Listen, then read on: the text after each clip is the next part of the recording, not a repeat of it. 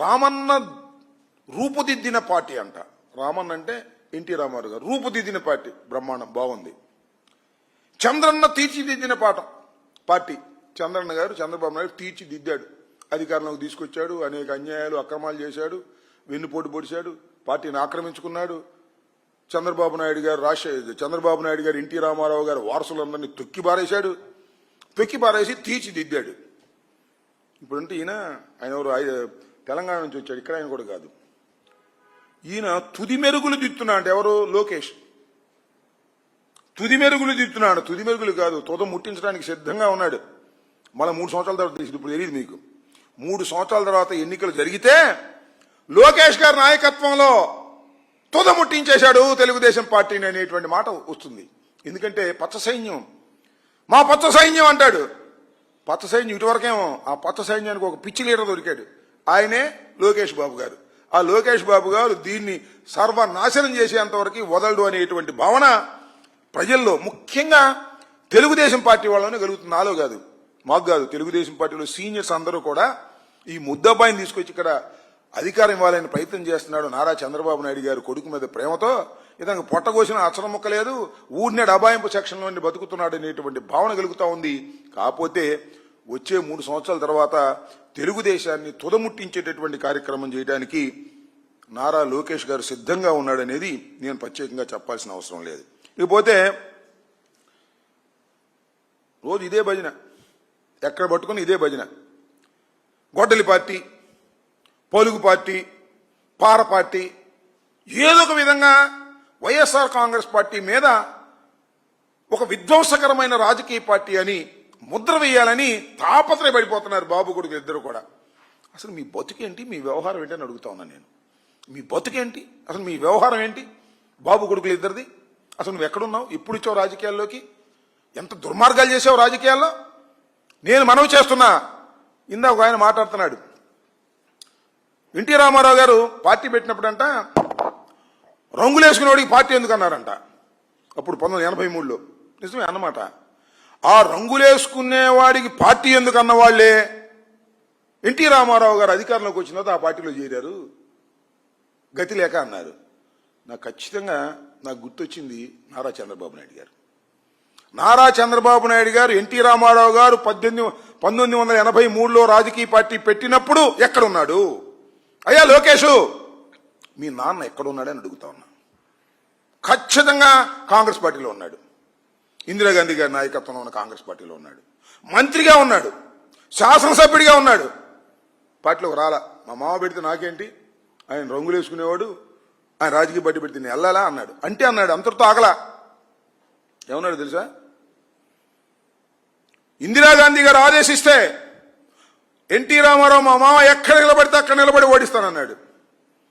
ఈయన ఓడిపోయాడు చంద్రగిరిలో, తుక్కుతుగ్గా ఓడిపోయాడు. తుక్కుతుగ్గా ఓడిపోతే మళ్ళీ దొడ్డిదోమని వచ్చాడు.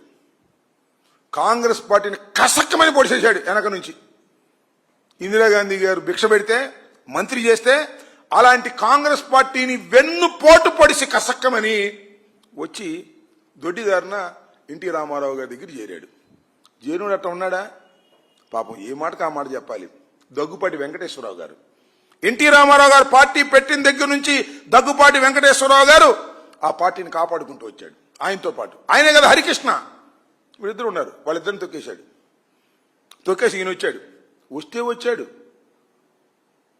ఏం చేశాడు? ఎన్టీ రామారావుని కసక్కమని పొడిచేశాడు. పొడిచేసి అధికారం తీసుకున్నాడు. ఆ పొడవటానికి ఎవరిని అడ్డం పెట్టుకున్నాడు? దగ్గుబాటి వెంకటేశ్వరరావు గారిని, హరికృష్ణని, ఇద్దరిని అడ్డం పెట్టుకున్నాడు. అడ్డం పెట్టుకుని తొక్కేసి ఆయన చనిపోయిన తర్వాత ఇద్దరిని తొక్కేశాడు. మళ్ళా దగ్గుబాటి వెంకటేశ్వరరావు గారు శ్రీమతి రమారమణ గోవిందో చివరికి ఆయన వైఎస్ఆర్ కాంగ్రెస్ పార్టీలో కూడా చేరాడు. మీకు గుర్తుందో లేదో? పురంధరేశ్వరి గారు అయితే కాంగ్రెస్ పార్టీలో చేరింది. ఆ తర్వాత ఇప్పుడు బీజేపీలో చేరింది. మొత్తాన్ని చిందరవందర చేశాడు రాజకీయం కోసం. ఎంత దౌర్భాగ్యమైన రాజకీయం అయ్యా! నువ్వు మమ్మల్ని గొడవలంటావా? మమ్మల్ని పారంటావా? ఇంత వెన్నుపోటు రాజకీయాలు నడిపినటువంటి అనైతికమైనటువంటి రాజకీయవేత్త ఈ ప్రపంచంలో ఎవరైనా ఉన్నారు అంటే అది నారా చంద్రబాబు నాయుడు గారే. అంతేకాదు, నేను మనవి చేస్తున్నా, మీకు గుర్తు చేస్తున్నా. మీకు చాలా మంది యువకులకు తెలియకపోవచ్చు, నారా చంద్రబాబు నాయుడు గారి తమ్ముడు ఒక ఆయన ఉన్నాడు, నారా రామ్మూర్తి నాయుడు గారు. ఆయన కూడా తెలుగుదేశంలో శాసనసభ్యుడిగా ఉన్నాడు. ఆయన ఎక్కడ అడ్డం వస్తాడని ఆయన సస్పెండ్ చేసి పారేశారు. ఆయన కూడా కాంగ్రెస్లో చేరాడు కొంతకాలం. ఇలాంటి నీచ రాజకీయాలు, దుర్మార్గమైన రాజకీయాలు ఆడింది మీరు. అంతేకాదు 2009లో అంతేనా 2019లో గుర్తులేదు చెప్తా, రాజశేఖర రెడ్డి గారి మీద పోటీ చేయటం కోసం పార్టీలో పట్టు లేకపోతే జూనియర్ ఎన్టీఆర్ని తీసుకొచ్చుకున్నావు. గుర్తుందా మీకు? జూనియర్ ఎన్టీఆర్ని పాపం తిప్పనంతా తిప్పాడు. ఎన్టీ రామారావు గారు పోలికలు ఉన్నాయి కాబట్టి ఇతను మనకు ప్రమాదం లేదనుకుని తిప్పాడు. పాపం అతను యాక్సిడెంట్ అయింది, హాస్పిటల్ పాలు కూడా అయ్యి చాలా అనారోగ్యానికి గురయ్యాడు. తర్వాత అతను దొక్కాడు, మామూలు దొక్కుడు కాదు. ఎందుకు దొక్కాడు తెలుసా? నారా లోకేష్ గారికి ఎక్కడన్నా వస్తాడో, ఎన్టీ రామారావు గారు పోలికలు ఉన్నాయి జూనియర్ ఎన్టీఆర్కి, పార్టీ అంతా ఆయన పడిపోద్దాం, ఆయన అమ్మడబడని నారా లోకేష్ని తొక్కేసినటువంటి దుర్మార్గం కసక్కన పొడి చేసావు కదా. అసలు నైతికత అసలు ఉందా నీకు? నీ బామ్మర్దిని, నీ బామ్మర్ది కొడుకుని, నీ తోడెల్లుణ్ణి, నీ వదిన్ని, నీ తమ్ముణ్ణి, ఇంతమందిని దారుణంగా రాజకీయంగా పొడిసేసినటువంటి వ్యక్తివి నువ్వు. ఇవాళ మమ్మల్ని అంటున్నావు గొడ్డల పార్టీ, పార పార్టీ అని.